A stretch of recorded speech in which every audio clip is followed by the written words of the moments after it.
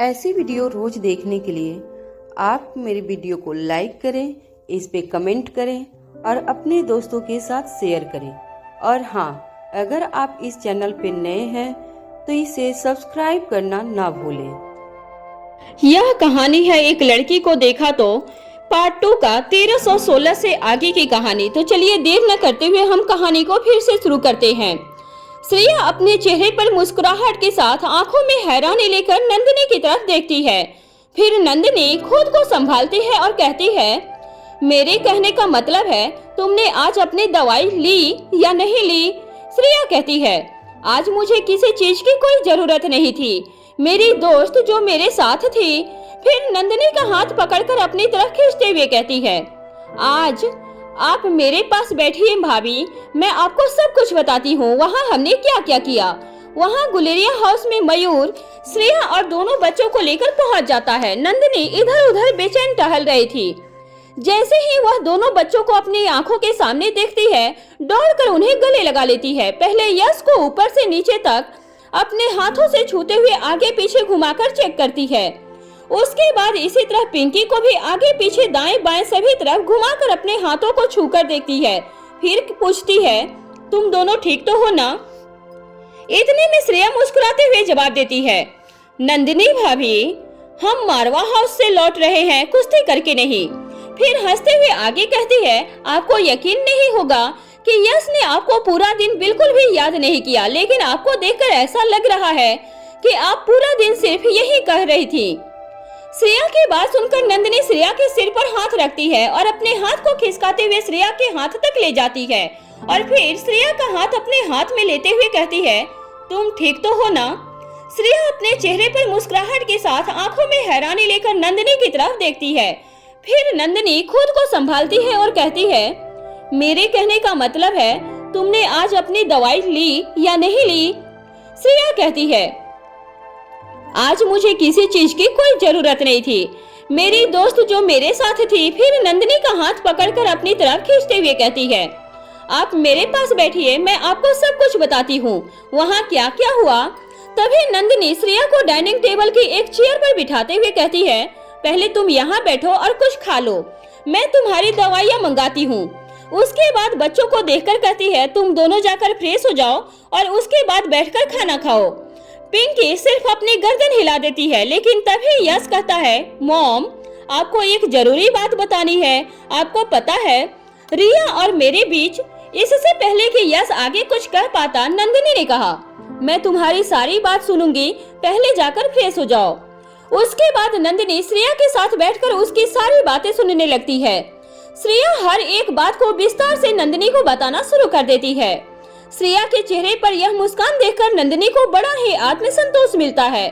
खुशी के मारे नंदिनी के चेहरे पर खुशी और आंखों में पानी आ जाता है। दरअसल मयूर ने नंदिनी को फोन पर यह सूचना दे दी थी, किसी ने श्रेया पर हमले की योजना बनाई थी, लेकिन बड़ी ही सूझबूझ के साथ अनिका ने श्रेया को पता भी नहीं चलने दिया कि उस पर हमला होने वाला था। साथ ही इस हमले को भी नाकामयाब कर दिया गया था। अभी चिंता की कोई बात नहीं है, पर श्रेया को इसकी खबर नहीं लगनी चाहिए।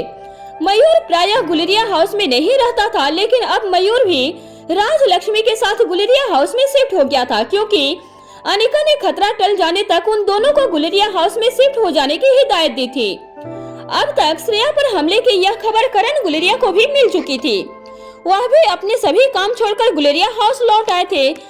घर लौटने के बाद जब करण गुलेरिया ने बच्चों को मस्ती करते हुए और श्रेया को नंदिनी के साथ बैठकर बातें करते हुए देखा, तो उन्होंने राहत की लंबी गहरी सांस ली। बच्चों के साथ श्रेया और नंदिनी के वहां से चले जाने के बाद करण ने मयूर से पूछा, पहले आकाश और अब श्रेया, आज की घटना से यह साफ हो गया है कि आकाश की मौत की कोई दुर्घटना नहीं थी, बल्कि किसी की सोची समझी चाल थी। लेकिन ऐसा कौन हो सकता है जो इन्हें मारना चाहता है? बिजनेस राइवलरी की वजह से आकाश की किसी से दुश्मनी हो जाए, इसकी संभावनाएं हैं, लेकिन श्रेया जैसी मासूम सीधी बच्ची का किसी से क्या संबंध हो सकता है?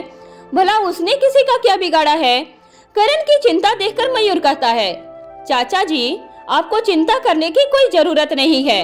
जब तक अनिका हमारे साथ है तब तक किसी को कुछ नहीं होगा। तभी करण गुलेरिया कहते हैं, लेकिन अनिका को तो कुछ भी याद नहीं और फिर खुद अनिका भी एक गहरे हादसे से गुजरी है। न जाने हमारे दोनों खानदानों के पीछे कौन पड़ गया है। मयूर कहता है, चाचा जी, अनिका की यादाश्त चले जाने के बाद भी वह हमारी अनिका ही है। उसकी यादाश्त चले जाने से उसके मन में अपनों के लिए प्यार और परवाह खत्म नहीं हो जाएगी। फिर कुछ पल रुक कर मयूर आगे कहता है, आपको यह सब सोचने की बिल्कुल भी कोई जरूरत नहीं है। हमारे साथ जितना बुरा होना था वह हो चुका। अब आगे ऐसा कुछ नहीं होगा जिससे आपको दुख पहुँचे या हमारे किसी अपने को कोई तकलीफ पहुँचे। तभी करण गुलेरिया कहते हैं, लेकिन यह दुश्मन है कौन? तभी मयूर कहता है, अनिका ने कहा है कि आपको इन सब बातों में पड़ने की कोई जरूरत नहीं है। अगर मैं ऐसा कहूँगा तब आप मेरी बात नहीं मानेंगे, लेकिन क्योंकि अनिका ने कहा है तो आपको माननी ही होगी। आप स्टेज फ्री रहिए।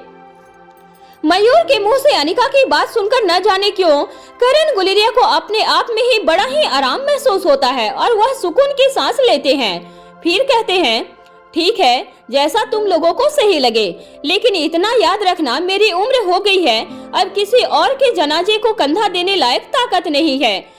ऐसा कहकर करण गुलेरिया अपने बेडरूम में चले जाते हैं। उधर हेड क्वार्टर में कौटिल्य इधर उधर भूमिका को ढूंढने लगता है। तभी छठे इंद्र की निगाह कौटिल्य पर पड़ती है। वह कौटिल्य के पास आकर पूछता है, आप कौन हैं और इस तरह क्या ढूंढ रहे हैं? कौटिल्य कहता है, मुझे भूमिका मैडम से मिलना है। क्या वह यहाँ पर है? क्या आप मुझे बता सकते हैं कि वह कहाँ पर है? तभी अर्जुन सिंह वहाँ पहुँच जाता है और कौटिल्य की बोली हुई बात उसके कानों में पहुँच जाती है। वह कौटिल्य के पास आकर कहता है, अगर मैं सही हूँ तो तुम कौटिल्य हो? आई मीन भूमिका के कौटिल्य? मेरे कहने का मतलब है कौटिल्य। अर्जुन सिंह की बात सुनकर कौटिल्य हैरान रह जाता है और कहता है, आप मुझे कैसे जानते हैं? तभी अर्जुन सिंह कहता है, तुम मेरे साथ आओ। ऐसा कहकर कौटिल्य को अपने केबिन में ले जाता है और बैठने के लिए सीट ऑफर करता है। उसके बाद छठे इंद्री से कहता है, किसी से कहकर सर के लिए कुछ कॉफी चाय या ठंडा मंगवा लो। फिर छठे इंद्र की आंखों में सवाल देखकर अर्जुन सिंह कहता है, अरे भाई, यही है वह जिन्होंने सुबह भूमिका मैडम की मदद की थी लोकेशन ट्रेस करने में। छठे इंद्र कहता है, अच्छा, ठीक है, मैं समझ गया, मैं अभी मंगाता हूँ। ऐसा कहते हुए वहाँ से चला जाता है। तभी कौटिल्य अर्जुन सिंह से पूछता है, आप मुझे कैसे जानते हैं? अर्जुन जवाब देता है, भूमिका मेरी अच्छी दोस्त है और दोस्तों के करीब लोगों की खबर रखना दोस्ती का फर्ज है। तभी अर्जुन इस बात को महसूस करता है कि कौटिल्य के चेहरे पे गहरी परेशानी है। अर्जुन सिंह पूछता है, क्या हुआ? तुम बहुत परेशान दिखाई दे रहे हो। जब तक भूमिका नहीं आ जाती, क्या मैं तुम्हारी कोई मदद कर सकता हूँ? तुम मुझे भी अपना दोस्त समझ सकते हो। कौटिल्य जवाब देता है, मुझे इस समय कुछ ठंडा गरम नहीं चाहिए, मुझे बस इतना जानना है कि इस वक्त भूमिका कहाँ है। तभी अर्जुन हंसते हुए कहता है, इतना बड़ा हैकर और भूमिका को ढूंढते हुए हेड क्वार्टर आया है। भाई, तुम्हें तो सिर्फ कुछ ही मिनट लगते भूमिका की लोकेशन ट्रेस करने में, उसके लिए यहाँ तक आने की क्या जरूरत थी? कौटिल्य अपना चेहरा नीचे करते हुए जवाब देता है, मैं एक बार की गई गलती अभी तक भुगत रहा हूँ। मैं भूमिका की मर्जी के खिलाफ ऐसा कोई काम नहीं करता जिससे उसे बुरा लग सके। अर्जुन सिंह जवाब देता है, वैसे तो यह रूल रेगुलेशन के खिलाफ है कि मैं तुम्हें यह बताऊं कि भूमिका कहाँ है, लेकिन फिर भी तुम्हारी परेशानी को देखकर मैं तुम्हें बता देता हूँ कि भूमिका वहीं गई है जिस लोकेशन को तुमने ट्रेस किया था और भूमिका को उसकी इन्फॉर्मेशन दी थी। तभी अपनी आंखों में पहले से भी ज्यादा परेशानी लेकर वह अर्जुन सिंह से पूछता है, कहीं भूमिका वहां अकेले तो नहीं गई? कौटिल्य की आंखों की परेशानी देखकर अब अर्जुन सिंह भी चिंतित हो उठता है और कहता है, हाँ, वह अकेले ही गई है। उसने हम में से किसी को भी अपने साथ आने का मौका तक नहीं दिया और यहाँ से निकल गई। तभी कौटिल्य कहता है, वह जरूर किसी खतरे में है, तुम लोगों को उसकी मदद करने के लिए जाना चाहिए। मैं पूरे दावे के साथ कह सकता हूँ वह जगह बिल्कुल भी सुरक्षित नहीं है। वह लोग बहुत ही पहुंचे हुए क्रिमिनल होंगे जिनका पीछा करते हुए भूमिका गई है। तभी अर्जुन सिंह अपना फोन निकालकर भूमिका को कॉल करता है। भूमिका अर्जुन सिंह के फोन का कोई जवाब नहीं देती है। अर्जुन दोबारा भूमिका को कॉल लगाने की कोशिश करता है। तभी कौटिल्य कहता है, कोई फायदा नहीं है, मैं बहुत बार ट्राई कर चुका हूँ। तभी अर्जुन सिंह कहता है काफी रात हो चुकी है, हो सकता है कि भूमिका घर चली गई हो और सो गई हो। कौटिल्य जवाब देता है नहीं, भूमिका घर नहीं पहुंची है, मैं पता कर चुका हूँ। तभी छठी इंद्री वहां पहुंच जाता है और कौटिल्य की अंतिम पंक्ति सुन लेता है। कौटिल्य की बात सुनकर अर्जुन सिंह और छठी इंद्री शक्ति में आ जाते हैं। तभी अर्जुन सिंह की तरफ देखते हुए छठी इंद्री के मुंह से अचानक ही यह बात निकल जाती है, मैंने पहले ही कहा था वहां बिना तैयारी के अकेले जाना ठीक नहीं है, कुछ कीजिए अर्जुन सर। छठी इंद्री की बात सुनते ही अर्जुन को ऐसा महसूस होता है जैसे उसके पैरों के नीचे जमीन नहीं है और वह आसमान में गोल गोल घूम रहा है। फिर अपने आप को संभालते हुए कुछ सोचता है, फिर कौटिल्य से कहता है, देखो कौटिल्य, अगर तुम चाहते हो कि हम जल्द से जल्द भूमिका तक पहुंच जाएं, तो अब भूमिका को ट्रेस करने के अलावा कोई चारा नहीं है हमारे पास। अगर सब कुछ सामान्य है और भूमिका को यह पता चल जाता है कि तुमने उसे ट्रेस करने की कोशिश की, तो उसकी सारी जिम्मेदारी मैं खुद पर ले लूंगा। लेकिन फिलहाल तुम सारी नैतिकता को एक तरफ रखकर उसे ट्रेस करो। कौटिल्य कहता है, ठीक है, मेरा लैपटॉप मेरी गाड़ी में है। तभी अर्जुन सिंह कहता है, उसकी जरूरत नहीं है, मेरे साथ आओ। और फिर कौटिल्य को आईटी सेक्शन में अपने साथ लेकर जाता है। कुछ देर के बाद कौटिल्य कहता है, भूमिका के फोन की लोकेशन अभी वहीं आ रही है जहां पर वह गई है। अगर भूमिका का यह पता लगाने में कामयाब हो जाती है कि ह्यूमन ऑर्गन्स को कहां पर सप्लाई किया जा रहा है और यह सप्लाई कहां से आ रही है, तो अनिका के उन दुश्मनों तक पहुंचा जा सकता है जो देश के लिए बड़ा खतरे में है। इसी सब की खोजबीन करते हुए भूमिका के पास जितने भी क्लू इकट्ठे हुए थे, उसी के आधार पर उसे आगे बढ़ना था और आगे बढ़ते बढ़ते भूमिका उनके ठिकाने तक पहुंच चुकी थी। पर अब सवाल यह था कि आखिर वह ऐसा क्या हुआ कि ना तो भूमिका अपने फोन का कोई जवाब दे रही थी और ना ही भूमिका ने अब तक वहां से कोई वापसी की थी। अब्दुल्ला को सीनियर डॉक्टर के हवाले करके प्रीति तुरंत मारवा हाउस वापस लौट आती है। प्रीति के मारवा हाउस पहुंचने से पहले फीमेल सिक्योरिटी गार्ड ने उन औरतों के सभी ऑर्नामेंट्स उनसे अलग कर दिए थे और उनके कपड़े भी अब तक बदले जा चुके थे। प्रीति ने मारवा हाउस पहुंचते ही सबसे पहले सीक्रेट अंडरग्राउंड के सिक्योरिटी गार्ड की मदद से उन्हें अंडरग्राउंड में पहुंचाया और तुरंत एक एक करके सभी की गर्दन पर छोटा सा ऑपरेट करके उसमें लगी चिप को अलग करने लगी। उसके बाद उन सभी चिप को पूरी तरह से डिस्ट्रॉय कर दिया। इधर मारवा हाउस में प्रीति अपना काम पूरा कर चुकी थी, वहीं अस्पताल में अब तक अब्दुल की हालत स्थिति स्थिर हो गई थी और तीसरी तरफ अर्जुन सिंह अपने कुछ साथियों को लेकर भूमिका को ढूंढने के लिए निकल रहा था। तो वहीं चौथी ओर युगराज का आदमी गजेंद्र पाल सभी फाइटर्स औरतों को ठिकाने लगा चुका था। प्रीति अपना काम पूरा करके अंडरग्राउंड से बाहर निकली ही थी कि तभी उसके पास कौटिल्य का फोन आता है और वह पूछता है, क्या भूमिका मारवा हाउस आई है? प्रीति जवाब देती है, नहीं, आज रात वह यहाँ नहीं आई है, जरूर अपने मम्मी पापा के पास उनके घर गई होगी। तभी कौटिल्य कहता है, नहीं नहीं, वह वहाँ नहीं गई है। कौटिल्य की आवाज में परेशानी को महसूस करके प्रीति ने पूछा, क्या सब कुछ सही है? कौटिल्य कहता है, नहीं प्रीति, कुछ सही नहीं है। पिछले कई घंटों से भूमिका का कोई अता पता नहीं है, वह अपना फोन भी नहीं उठा रही है। वह अपने हेडक्वार्टर से कुछ क्रिमिनल एक्टिविटीज के ठिकाने को ढूंढने के लिए निकली हुई थी। अभी मैं ज्यादा बात नहीं कर सकूंगा, मुझे कोई भी जानकारी मिलेगी तो मैं तुम्हें बता दूंगा, लेकिन अगर भूमिका का कुछ पता चले तो सबसे पहले मुझे बताना। इससे पहले कि प्रीति कुछ और पूछ पाती, कौटिल्य कॉल काट कर देता है। अस्पताल में रोहित मारवा अनिका से कहता है, मुझे लगता है तुम्हें घर के लिए निकलना चाहिए, अब यहाँ सब कुछ ठीक है, वहाँ प्रीति को तुम्हारी जरूरत पड़ सकती है, यहाँ मैं संभाल लूंगा।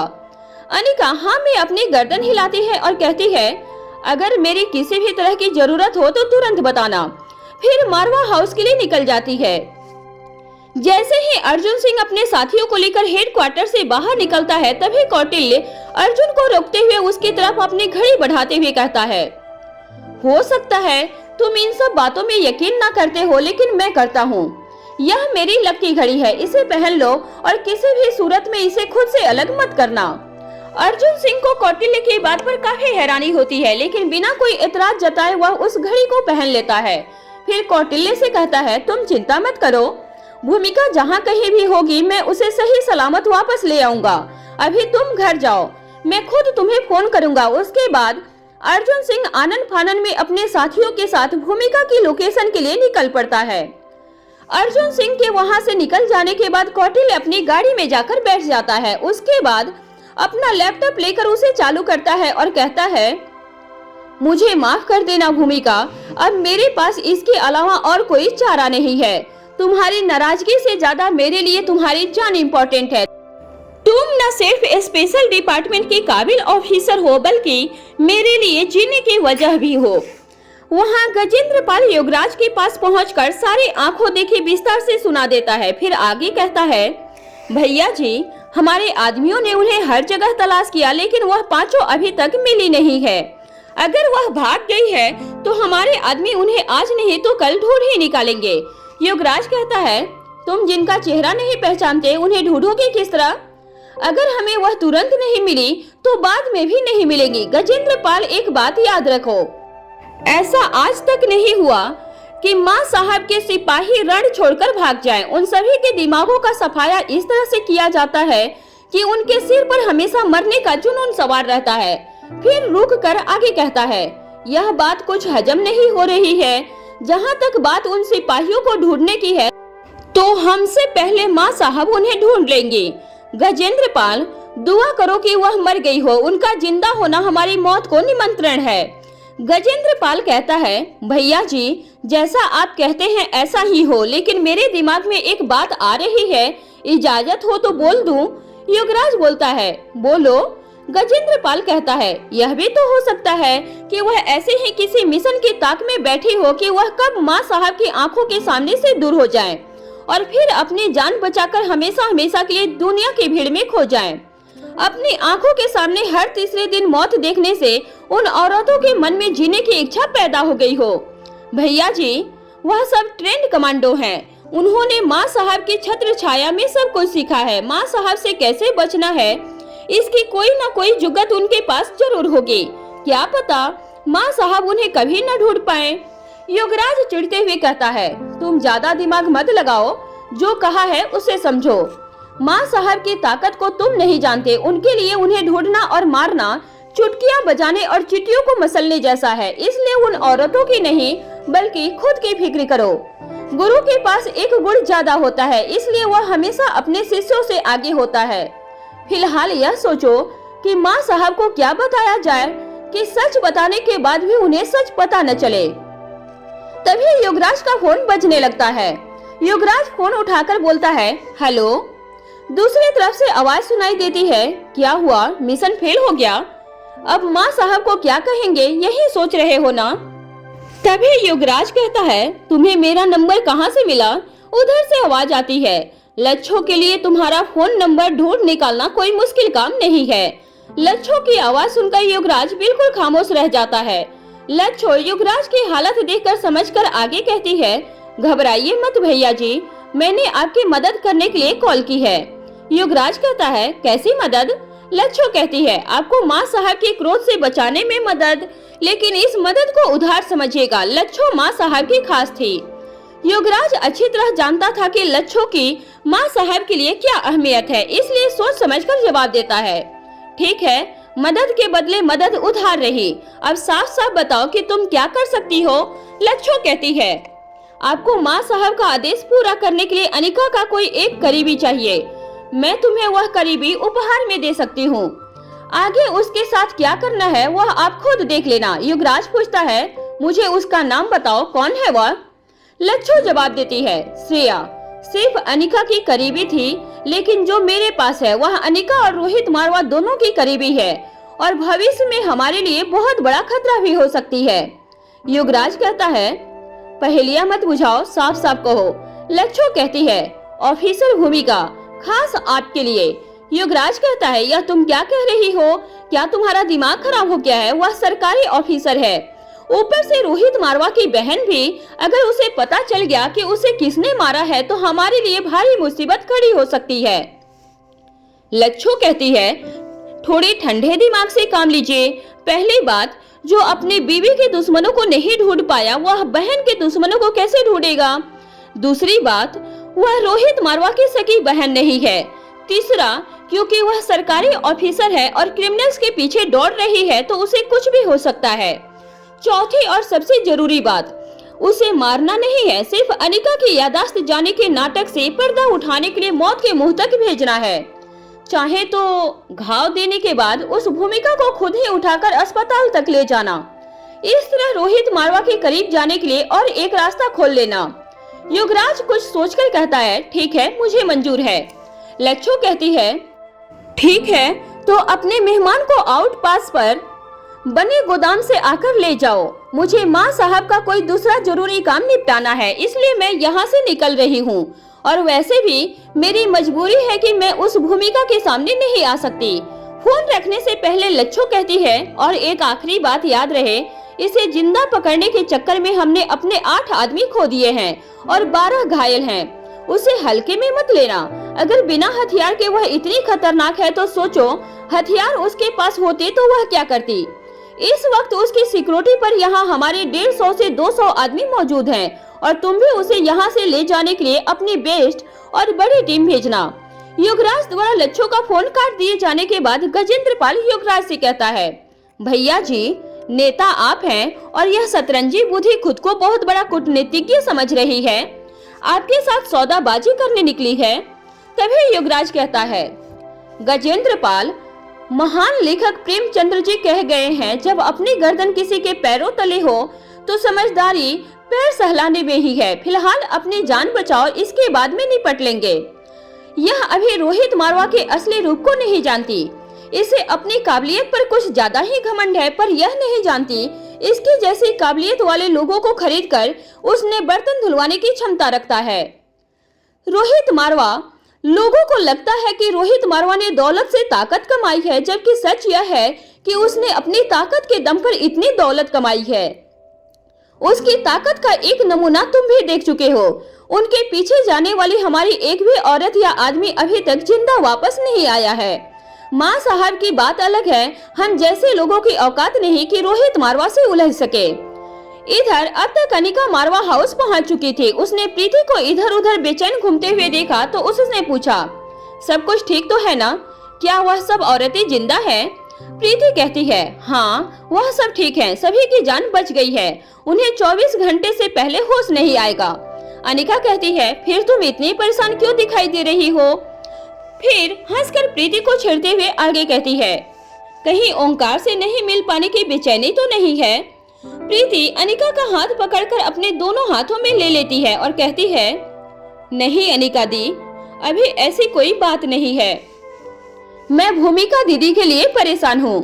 अनिका खामोश होकर आश्चर्य से प्रीति की तरफ देखती है।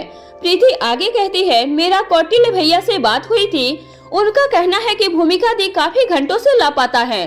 मुझे कुछ ठीक नहीं लग रहा है, प्लीज अनिका दीदी कुछ कीजिए ना। यह सुनते ही अनिका सचेत हो जाती है। वह तुरंत कौटिल्य को फोन करती है। इस वक्त कौटिल्य भूमिका की लोकेशन को ट्रेस करने की कोशिश कर रहा था। कौटिल्य अनिका की कॉल उठाता है। इससे पहले कि कौटिल्य कुछ कह पाता, अनिका कहती है, तुम इस वक्त कहाँ हो? कौटिल्य कहता है, मैं अभी स्पेशल पुलिस हेडक्वार्टर के बाहर हूँ। अनिका कहती है, मैं तुम्हें लोकेशन भेज रही हूँ, अपनी गाड़ी के साथ मुझे वहीं मिलो। प्रीति कहती है, अनिका दी, क्या मैं भी साथ चलूं? अनिका प्रीति के गाल पर अपना हाथ रखते हुए कहती है, तुम चिंता मत करो, सब ठीक हो जाएगा, इस वक्त तुम्हारा यहाँ रहना ज्यादा जरूरी है। ऐसा कहकर अनिका अपने रूम में चली जाती है। वहाँ अर्जुन सिंह अपनी टीम के साथ लोकेशन पर पहुँच चुका था, लेकिन सिवाय भूमिका के फोन के उसे वहाँ कुछ नहीं मिला था। यह जगह किसी पुराने वेयर हाउस जैसी थी। वहाँ पर काम कर रहे कुछ लोगों के अलावा वहाँ कोई भी संदेह वाली चीज नहीं थी। दरअसल लाखों के इशारे पर वहाँ मौजूद सभी गैर कानूनी चीजों को तुरंत ही अंडरग्राउंड कर दिया गया था। वह अच्छी तरह से जानती थी कि पुलिस डिपार्टमेंट भूमिका को ढूंढते ढूंढते उसकी लास्ट लोकेशन तक पहुंच ही जाएगा।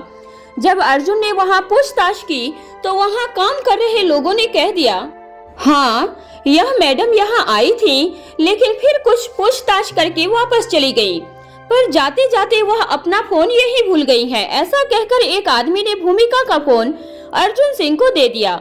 इस वक्त अर्जुन को यह सब सुनकर अंदर ही अंदर इतना गुस्सा आ रहा था कि वहां मौजूद सभी लोगों को जेल में डाल दे और पीट पीट कर उनसे सारा सच उगलवा ले। लेकिन इस वक्त उसकी पहली प्राथमिकता थी कि किसी भी तरह बिना समय बर्बाद किए भूमिका तक पहुंचा जाए। अर्जुन सिंह ने पूछा, हमने कितने बार इस फोन पर कॉल की, पर तुम में से किसी ने उठाई क्यों नहीं? वह आदमी बोले, साहब हमें तो फोन के बजने की कोई आवाज नहीं आई। इसके बाद अर्जुन सिंह फोन को देखता है तो वह साइलेंट मोड पर था। इसके बाद अर्जुन कुछ सोचकर वहां से बाहर निकल आता है। मारवा हाउस में अनिका कमांडो की वेशभूषा पहनकर सरदार जी का भेष लेती है। काले कपड़े, काली पग और काली दाढ़ी मूछ के साथ काला चश्मा पहनकर अनिका अपने सीक्रेट अंडरग्राउंड रिसर्च लैब की तरफ चली जाती है। इस वेशभूषा में अनिका को कोई भी पहचान नहीं सकता था। लैब की खुफिया निकासी रास्ते से होते हुए वह पलक झपकते ही मारवा हाउस की ऊंची ऊंची दीवारों को फांदकर मारवा हाउस से बाहर चली जाती है। वहां से लगभग 100 से 200 मीटर की दूरी पर कौटिल्य अनिका का इंतजार कर रहा था। यह एक सुनसान और अंधेरी जगह थी। अनिका कुछ ही पलों में वहां पहुंच जाती है और कौटिल्य के साथ गाड़ी में बैठकर वहां से निकल जाती है। अनिका कौटिल्य से पूछती है, क्या भूमिका को ट्रेस करने का कोई तरीका है? कौटिल्य कहता है, हाँ, उसकी रिंग। अनिका कौटिल्य की तरफ सवाल भरी निगाहों से देखती है। कौटिल्य कहता है, वह एक एंड्रॉयड रिंग वॉच है। उसकी मदद से मैंने भूमिका को ट्रेस कर लिया है। कुछ दिन पहले कौटिल्य ने प्रीति से कहकर भूमिका को एक एंड्रॉयड रिंग वॉच गिफ्ट करवाई थी, जिसे कौटिल्य ने खास भूमिका के लिए खुद डिजाइन करवाया था। ऊपर से देखने पर यह अंगूठी किसी भी खूबसूरत डायमंड रिंग जैसी थी। इसके ऊपर लगी डायमंड कैप को खोलने पर अंदर से यह एक एंड्रॉयड घड़ी थी, जिसमें एक्स्ट्रा प्रोटेक्शन के लिए अलग से भी एक चिप लगाई गई थी, ताकि समय पड़ने पर भूमिका को ट्रेस करना और भी आसान हो जाए। पर कौटिल्य को इसका अनुमान बिल्कुल भी नहीं था कि इसकी जरूरत इतनी जल्दी पड़ जाएगी। प्रीति ने भूमिका को वह घड़ी देते हुए कहा था, अब आप इस रिंग वॉच को खुद से बिल्कुल दूर कभी नहीं करेंगे। मैं मान लूंगी कि आपने मुझे हर वक्त अपने साथ रखा है। भूमिका भी प्रीति को अपनी छोटी बहन की तरह मानती थी और उसका दिल रखने के लिए भूमिका ने इस रिंग को अपनी उंगली से निकाला नहीं था। तभी रोहित मारवा के पास मारवा हाउस के सिक्योरिटी गार्ड परशुराम सूर्यवंशी की कॉल आती है। पिछले कई सालों से यह पहली बार था जब परशुराम सूर्यवंशी ने खुद रोहित को कॉल की थी।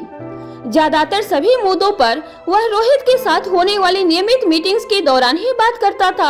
आज तक उसकी देखरेख में ऐसा कभी नहीं हुआ था कि मारवा हाउस की सिक्योरिटी पर कोई प्रश्न चिन्ह लगा रहे।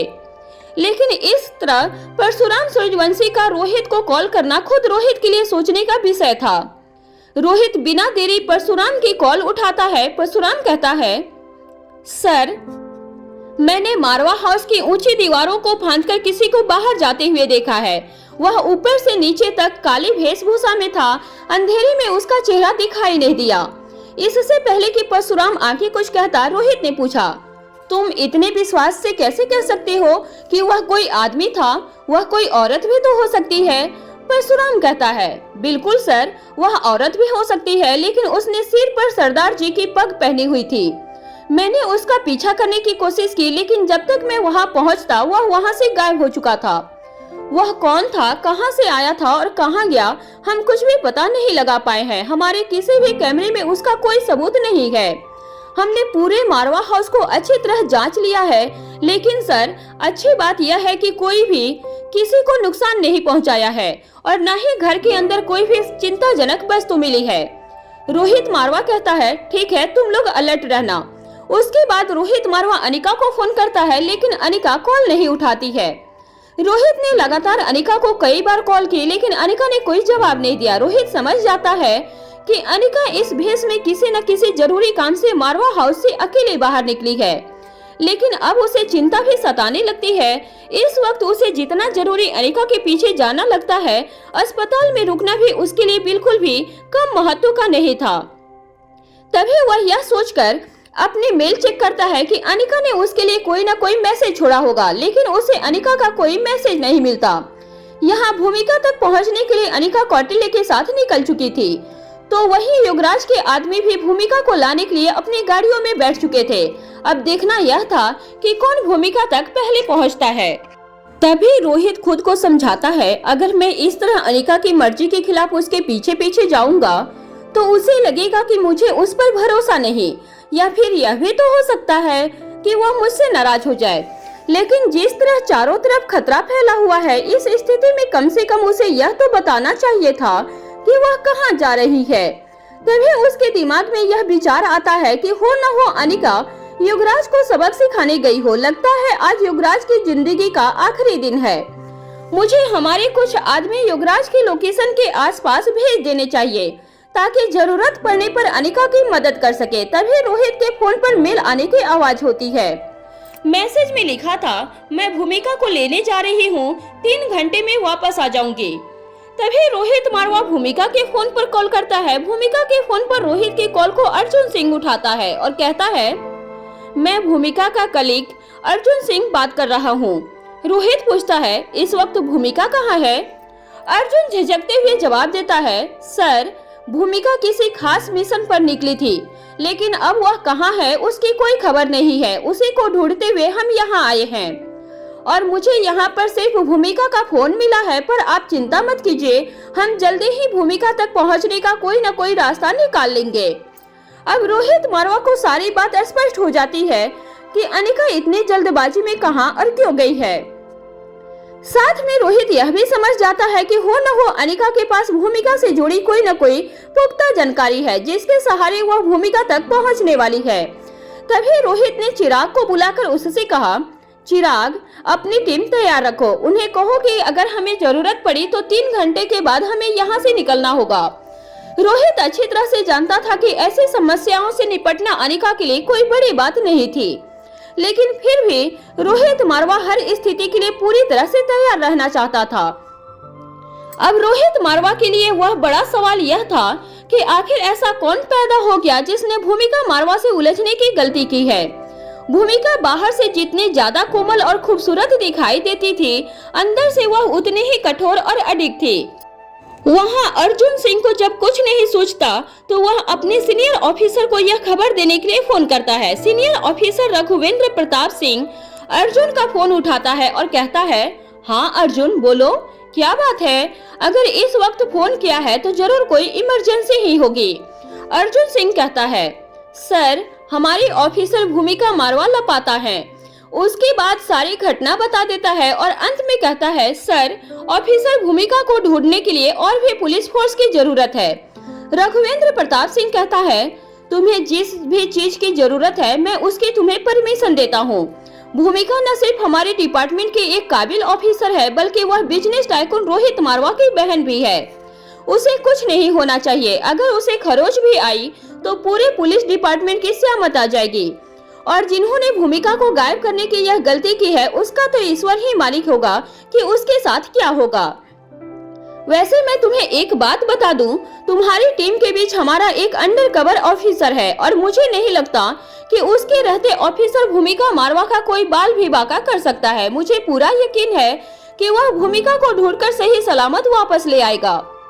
कुछ सोचकर अर्जुन सिंह इस बार कौटिल्य को कॉल करता है और कहता है, जिस लोकेशन पर हम भूमिका को ढूंढने आए थे वहां से सिर्फ भूमिका का फोन मिला है। हमने यहाँ आसपास का पूरा एरिया छान मारा है लेकिन भूमिका यहाँ कहीं नहीं है। क्या तुम्हें भूमिका की कोई खबर मिली? कौटिल्य कहता है, मैं तुम्हें एक लोकेशन भेज रहा हूँ, वहीं आ जाओ। अर्जुन सिंह कहता है, ठीक है, मैं पूरी पुलिस फोर्स को लेकर वहाँ पहुँचता हूँ। कौटिल्य कहता है, उसकी जरूरत नहीं पड़ेगी, तुम सिर्फ अपनी टीम के साथ आ जाओ। इससे पहले कि अर्जुन आगे कुछ कहता, कौटिल्य फोन रख देता है। इस वक्त अनिका और कौटिल्य उस जगह पर पहुंच चुके थे जहां भूमिका के होने की संभावना थी। यह बिराने में बना हुआ एक बड़ा गोदाम जैसा था। अनिका कौटिल्य को इशारा करती है कि जब तक मैं ना कहूँ गाड़ी में ही रुकना। इसके बाद अनिका अंधेरे से होते हुए गोदाम की ऊंची ऊंची दीवारों के जरिए छलांगे लगाते हुए गोदाम के छज्जों तक पहुंच जाती है और वहां से गोदाम के अंदर और बाहर दोनों जगह का पूरी तरह से अवलोकन करती है। उसके बाद ब्लूटूथ से कौटिल्य से कहती है, एंट्रेंस पर ज्यादा भीड़ नहीं है, यहाँ कुल मिलाकर 200 आदमी से ज्यादा नहीं है। ठीक 1 मिनट के बाद तुम अंदर की ओर आना शुरू कर देना। अनिका अपनी फ्लेक्सिबल बॉडी की मदद से छज्जे से ही गोदाम के अंदर ऊपर वाले फ्लोर पर एंट्री करती है। अनिका की आहट पाते ही दो आदमी आवाज लगाते हुए अनिका की ओर दौड़कर आते हैं। ये कौन है वहाँ? अनिका अपनी जगह पर खड़ी होकर उन आदमियों के खुद तक पहुंचने का इंतजार करती है। वे जैसे ही अनिका के पास पहुंचते हैं, अनिका दोनों की आंखों में अपनी तर्जनी और मध्यमा उंगली की मदद से तेज वार करती है। यह वार इतनी तेज था कि दोनों की आंखों से खून बहने लगता है। अब जिंदगी में दोबारा कुछ और देख पाना उनके लिए मुमकिन नहीं था। वह दर्द से तड़पते हुए वहीं फर्श पर लेट जाते हैं और जोर जोर से चीखने चिल्लाने की आवाजें सुनकर और 10 आदमी अपने हथियारों को अपने हाथों में लेकर उसकी तरफ दौड़ते हुए आते हैं। अनिका बड़े ही आराम से एक तरफ जाकर खड़ी हो जाती है। ठीक इसी वक्त कौटिल्य भूमि को ट्रेस करते हुए अपने हाथ में 10 इंच के टेबलेट जैसी एक डिवाइस लेकर गोदाम के अंदर पहुंच जाता है। वह दुश्मन के आदमियों से बचते हुए आगे बढ़ना शुरू कर देता है। वहां पर अनिका को एक किनारे पर खड़ा देखकर 10 के 10 आदमी एक साथ अनिका पर टूट पड़ते हैं। यह जगह काफी लंबी थी लेकिन बहुत चौड़ी नहीं थी। एक बार में सिर्फ 2 ही आदमी चल सकते थे और बाकी के आदमी उनके पीछे पीछे चल सकते थे। पहले आदमी ने जिस हाथ में हथियार उठाया था, अनिका उसी तरफ उसके दिमाग पर अपनी 2 उंगलियों से वार करती है। उसे लगता है जैसे किसी ने उसके सिर में कील ठोक दी हो। तभी अनिका दूसरे आदमी के कान के नीचे अपनी हथेली से वार करती है। वह दोनों तड़प कर नीचे गिर जाते हैं और इसी तरह उनके पीछे मौजूद आदमियों में से तीसरे की घुटने की हड्डी, चौथे की टखने की हड्डी, 5वें की अंतड़िया अनिका के पैरों के तेज वार से टूट जाती है। छठे के कान का पर्दा और इसी तरह आगे भी मौजूद सभी को अनिका सिर्फ एक एक दांव से ऐसा घाव देती है कि सभी जमीन पर गिरकर ढेर हो जाते हैं। उनमें से किसी के लिए भी दोबारा खड़े होना या लड़ना संभव नहीं था। अनिका चाहती तो उन सबको एक एक दांव से ही खत्म कर सकती थी, लेकिन ऐसा न करने के पीछे 2 बड़ी वजह थी। पहला, यह पता लगाना जरूरी था कि यहाँ पर भूमिका मौजूद है या किसी तरह सिर्फ उसकी अंगूठी यहाँ पर पहुँची हुई है। दूसरा, मरने के बाद चीखना या चिल्लाना संभव नहीं है। जब तक यह लोग चीखते चिल्लाते नहीं, तब तक बाकी के लोग अनिका की तरफ नहीं दौड़ते और कौटिल्य का रास्ता साफ नहीं होता। यह आवाजें सुनते ही लगभग 200 आदमी अपने अपने हथियारों को निकालकर एक साथ ऊपर की ओर दौड़ते हैं और करीब 50 आदमी नीचे ही सीढ़ियों के पास इकट्ठे हो जाते हैं। बाकी सब भी अपने हथियारों को निकालकर अपना ध्यान उसी तरफ लगा देते हैं जहां से दर्द से कराहने की तेज आवाजें आ रही थी। अब तक अनिका गोदाम के हर कोने में अपनी निगाह अच्छी तरह घुमा चुकी थी। भूमिका कहीं भी दिखाई नहीं दे रही थी। तभी एक जगह पर जाकर कौटिल्य के हाथ में पकड़ी हुई डिवाइस पर लाल रंग का डॉट तेज ब्लिंक होने लगता है। यह एक लकड़ी का संदूक था। अब यह बात साफ हो चुकी थी कि भूमिका को उसके अंदर बंद करके रखा गया था। तभी कौटिल्य आसपास देखता है और वहां मौजूद एक लोहे की भारी रॉड को अपने हाथ में उठा लेता है। अनिका की निगाहें लगातार कौटिल्य पर बनी हुई थी। उसे जैसे ही इस बात का एहसास होता है कि अब कौटिल्य संदूक पर वार करेगा, ठीक उसी वक्त अनिका सामने से आ रहे एक आदमी के सीने पर इतनी तेज जोर से वार करती है कि वह दूर जाकर हवा में उड़ते हुए तेज आवाज के साथ जमीन पर जा गिरता है। ठीक इसी वक्त कौटिल्य उस भारी रॉड से उस संदूक पर लगे हुए ताले पर मारता है। कौटिल्य का यह वार इतना सटीक था कि सिर्फ एक ही वार में वह ताला टूट जाता है। इस तेज वार को सुनकर बाकी सभी भी उसी ओर बढ़ जाते हैं जिस तरफ अनिका थी। इतनी देर में कौटिल्य तेजी से संदूक खोलता है और देखता है कि भूमिका उसके अंदर बेहोशी की हालत में पड़ी हुई थी। वह भूमिका को होश में लाने की कोशिश करता है, लेकिन भूमिका कोई जवाब नहीं देती। तब तक भूमिका को अपनी दोनों बाहों में उठाकर संदूक से बाहर निकाल लेता है। अब तक अनिका और 10 लोगों को जमीन पर लुढ़का चुकी थी, लेकिन उसकी निगाहें अभी भी नीचे कौटिल्य और भूमिका पर ही थी। अब तक भूमिका सिर्फ समय बिता रही थी ताकि वहां भूमिका की मौजूदगी की वास्तविकता को पक्का कर सके। अनिका बिना किसी वजह उन लोगों की हड्डियां तोड़ना नहीं चाहती थी, लेकिन अब कौटिल्य के बाहों में अनिका ने भूमिका को देखा तो अनिका की आंखों में खून उतर आया था। भूमिका के पूरे शरीर पर घाव लगे हुए थे, जगह जगह से खून बहकर जम गया था। भूमिका के गोरे शरीर पर पड़े हुए नील के दाग दूर से ही दिखाई दे रहे थे। उसका पूरा चेहरा चोटों से भरा हुआ था। अनिका एक काबिल डॉक्टर थी। भूमिका के शरीर के घावों को देखकर अनिका ने यह अनुमान लगा लिया था कि भूमिका को किस हद तक दर्द दिया गया था। दरअसल भूमिका ने होश में रहने तक हार नहीं मानी थी। वह दुश्मन से लड़ती रही, जिसकी वजह से भूमिका की ऐसी हालत हो गई थी कि उसे होश भी नहीं था। ऊपर के घाव आंखों से दिखाई दे रहे थे, लेकिन भूमिका के अंदरूनी घावों की कल्पना नहीं की जा सकती थी। भूमिका की हालत इतनी खराब थी कि अगर उसे वक्त पर ट्रीटमेंट नहीं मिला तो उसकी जान भी जा सकती थी। अनिका ने अपनी निगाहें अब कौटिल्य और भूमिका से हटाकर दुश्मन पर लगा दी थी। खुद ब खुद अनिका के हाथों की मुठ्ठियां बंद हो गई थी। अनिका ने जिसके सीने पर वार किया था उसके दिल ने धड़कना बंद कर दिया। जिसकी गर्दन पर वार किया उसकी सांसें रुक गई। जिसके दिमाग पर वार किया उसकी नसों के फटने से तुरंत ही उसकी मौत हो गई। अब अनिका का हर दांव दुश्मन को मौत के घाट उतारने के लिए था। जो भी अनिका की तरफ बढ़ता वह सिर्फ एक बार में ही दुनिया से ऊपर उठ जाता। जब अनिका ने दुश्मनों को मारना शुरू किया था तब सभी अनिका की तरफ बढ़ रहे थे, लेकिन अब अनिका का यह रूप देखकर बचे हुए आदमी वहां से भागकर अपनी जान बचाने की सोच रहे थे। लेकिन अनिका का इशारा पाते ही कौटिल्य ने भूमिका को एक सुरक्षित जगह पर लेटा दिया और जाकर गोदाम दरवाजा बंद कर दिया था। उन आदमियों को यह समझ में आ गया था कि वह सरदार जी से जीत नहीं पाएंगे, इसलिए वह सब गुस्से में कौटिल्य की तरफ बढ़े ताकि उसे मारकर अपने रास्ते से हटा दे और दरवाजा खोलकर वहां से अपनी जान बचाकर भाग जाए। कौटिल्य अनिका की तरह तो लड़ नहीं सकता था, लेकिन भूमिका के लिए उसने लड़ना सीख लिया था। अपनी पूरी ताकत के साथ वह अपनी ओर बढ़ने वाले उन आदमियों को जमीन की धूल चटाने लगा। वहीं अनिका एक एक आदमी को ढूंढ ढूंढ कर अपने एक एक दांव से हवा में उड़ाकर यमराज तक पहुंचाने लगी। किसी की गर्दन पर अनिका की उंगलियां वार करती तो किसी के सिर पर अनिका की हथेलियों का वार पड़ता। बिना किसी हथियार के सिर्फ कुछ ही मिनटों में अनिका ने सभी को मौत की नींद सुला दिया था। अनिका के लिए 200 आदमियों का मतलब सिर्फ 200 बार अपने हाथ पैर को चलाना और बस खेल खत्म। दमयंती देवी के खुफिया विभाग के आदमी ने फोन पर दमयंती देवी के लिए मैसेज दिया। योगराज ने श्रेया पर हमला करने के लिए जो योजना बनाई थी वह असफल हो चुकी है। इतना ही नहीं, उसकी सभी सिपाही शहीद हो चुकी हैं। अब तक की सारी घटनाओं की विस्तृत सूचना दमयंती देवी के पास पहुंच चुकी थी। यहाँ तक कि दमयंती देवी को यह खबर भी मिल चुकी थी कि योगराज ने अपना अगला निशाना भूमिका पर साधा है। दमयंती देवी बेसब्री से इंतजार कर रही थी कि कब उसे यह खबर मिलेगी कि भूमिका की जान बचाने के लिए अनिका ने एक बार फिर से डॉक्टर की पोशाक धारण की है। यह सब सोचकर दमयंती देवी मन ही मन खुश हो रही थी। फिर सभी को खत्म करने के बाद अनिका ने भूमिका के पास आकर उसके चेहरे को अपने हाथों में उठा लिया।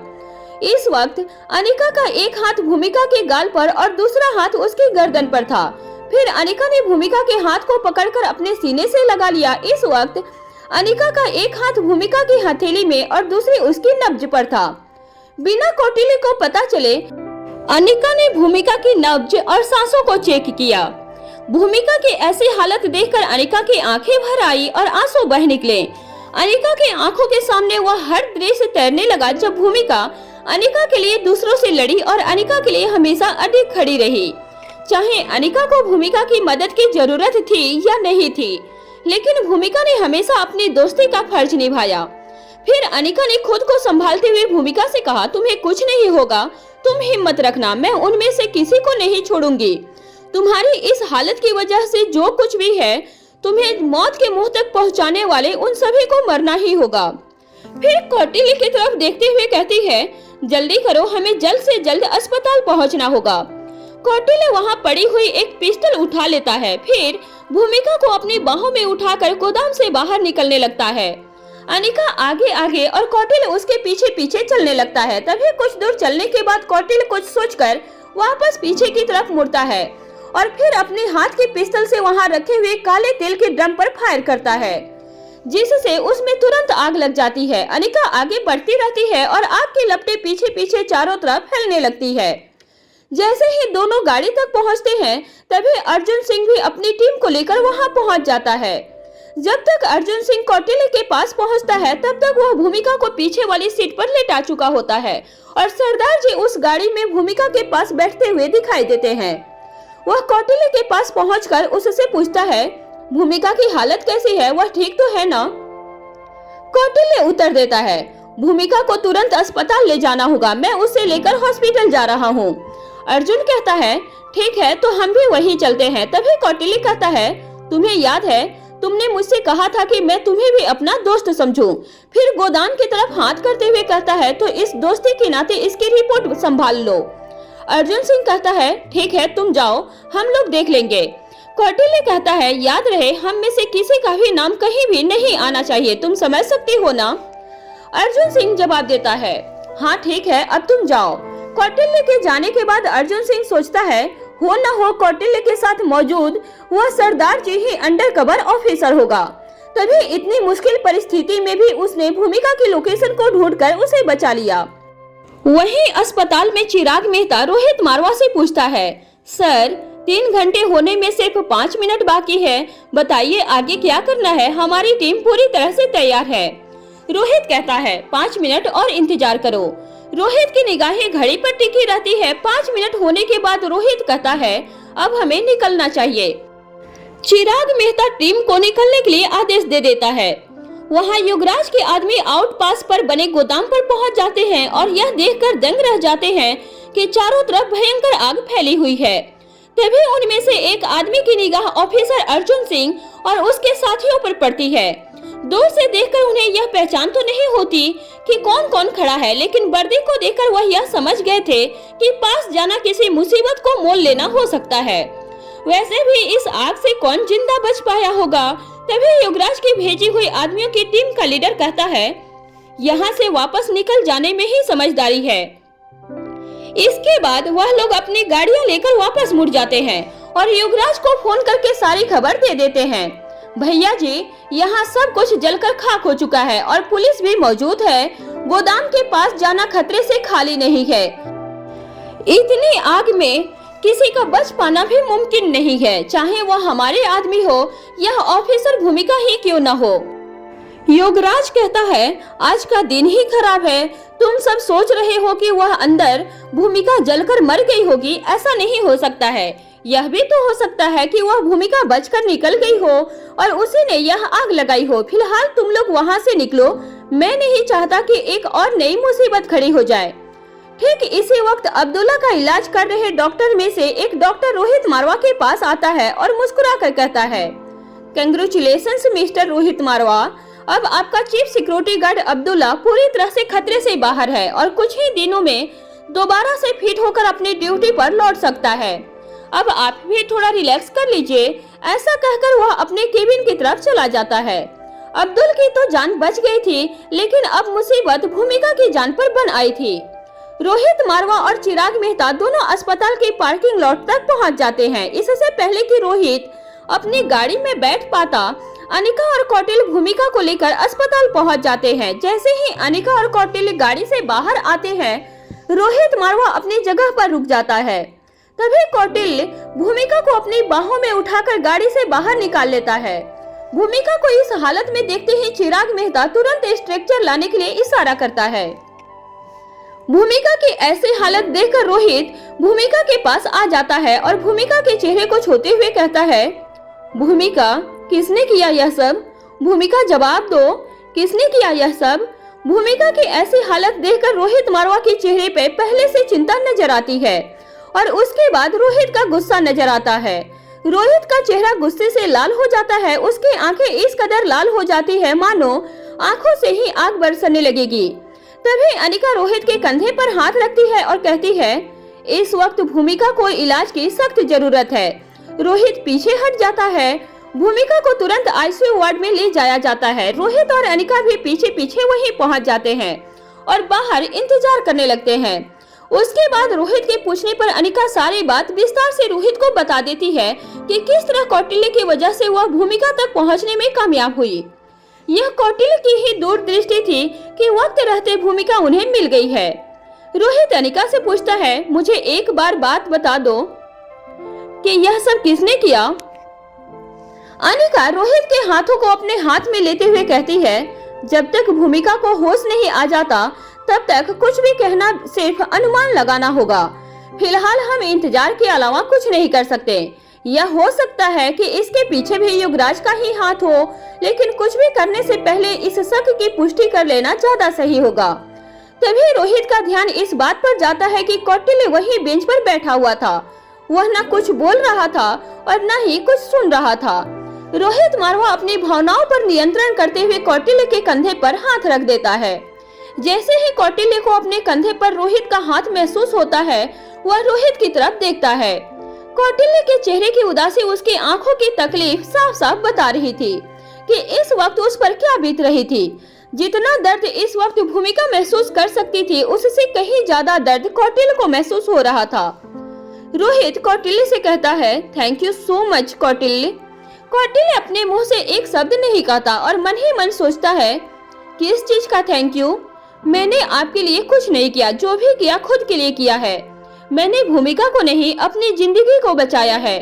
आज के बाद से मैं तब तक चैन की सांस नहीं लूंगा जब तक भूमिका की इस हालत के पीछे जो जिम्मेदार है वह मौत के मुंह में नहीं पहुंच जाते। तभी कौटिल्य को ऐसा लगता है जैसे उसे कुछ दिखाई नहीं दे रहा है। तभी उसकी पलकें झपकती है और उसे सब कुछ साफ साफ दिखाई देने लगता है। पलकें झपकने के साथ पानी की बूंदें उसके हाथ पर गिरती है। तब उसे इस बात का एहसास होता है कि वह रो रहा है।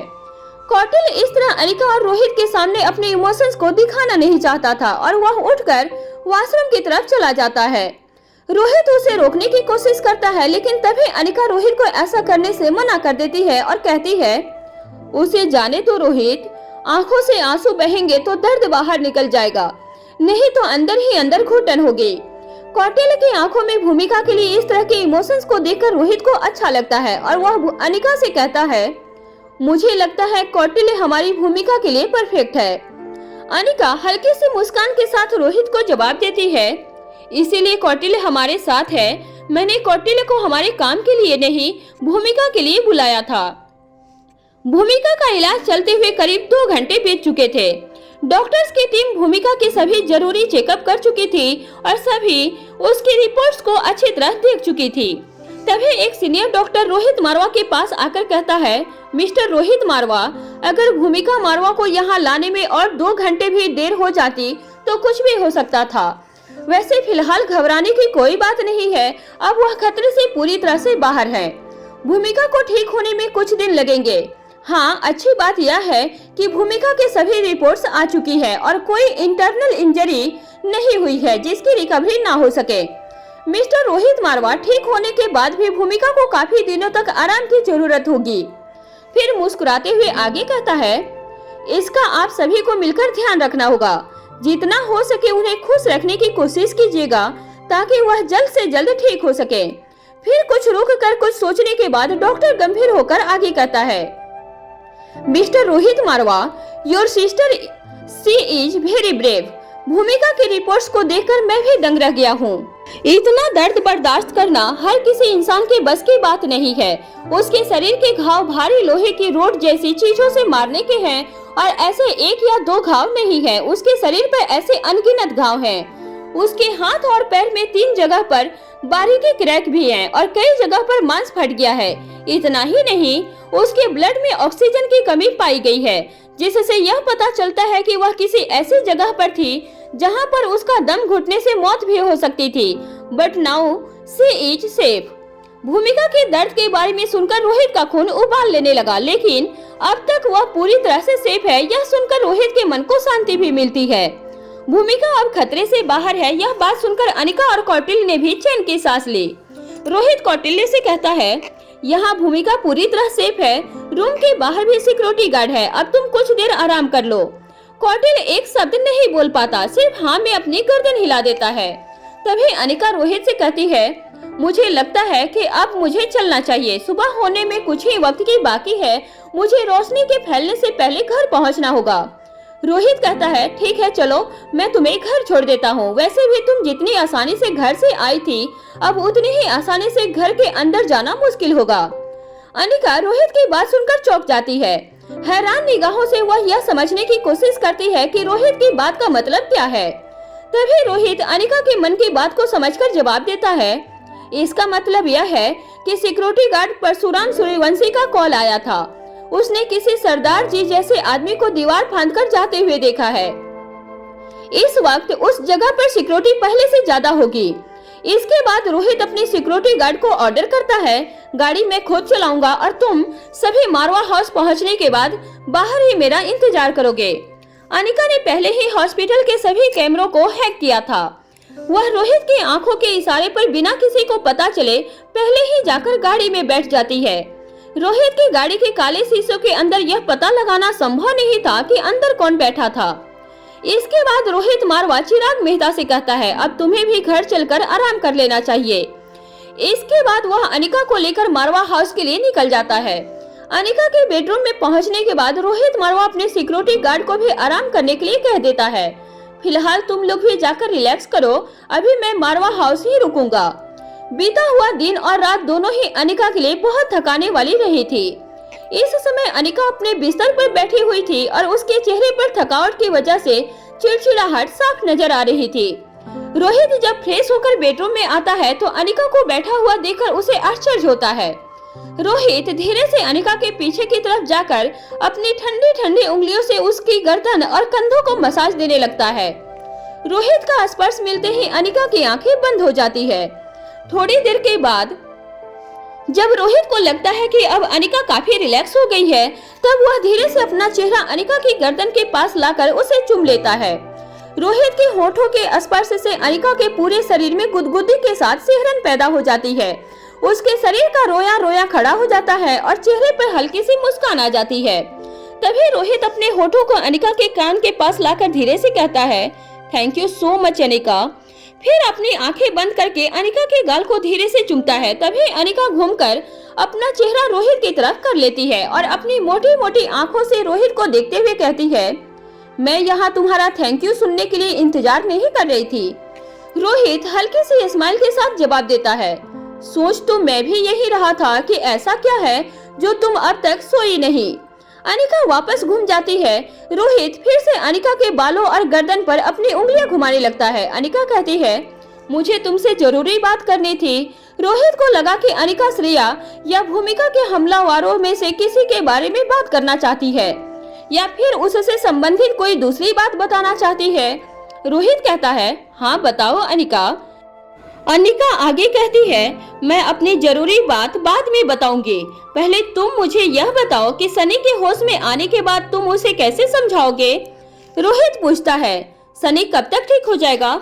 मेरा मतलब है कि उसे कब तक होश आ जाएगा। वैसे मैंने अभी तक इस बारे में कुछ तय नहीं किया कि मैं सनी का सामना कैसे करूंगा। अनिका रोहित के सवाल का उत्तर देती है, जहाँ तक होश आने का सवाल है अभी उसे कम से कम 6 दिन और लगेंगे और जहाँ तक उसके ठीक होने का सवाल है उसके होश में आने से पहले कुछ नहीं कहा जा सकता। उसकी चोट में इन्फेक्शन शुरू हो जाने की वजह से यह ऑपरेशन जल्द से जल्द करना पड़ा, लेकिन उस इन्फेक्शन की वजह से सनी के दिमाग को कितना नुकसान हुआ है यह उसके होश में आने के बाद ही पता चलेगा। फिर रोहित आगे कहता है, ठीक है, इस बारे में मैं 6 दिन होने से पहले ही सोच लूंगा। अब तुम अपनी जरूरी बात बताओ। अनिका कहती है, मुझे अगले कुछ दिनों तक बिना किसी डिस्टरबेंस के अपने सीक्रेट रिसर्च लैब में कुछ इम्पोर्टेंट एक्सपेरिमेंट करने हैं। रोहित कहता है, वह तुम्हारी रिसर्च लैब है, तुम जब चाहें जितना चाहें एक्सपेरिमेंट करो, वहाँ वैसे भी तुम्हें कोई डिस्टर्ब नहीं कर सकता।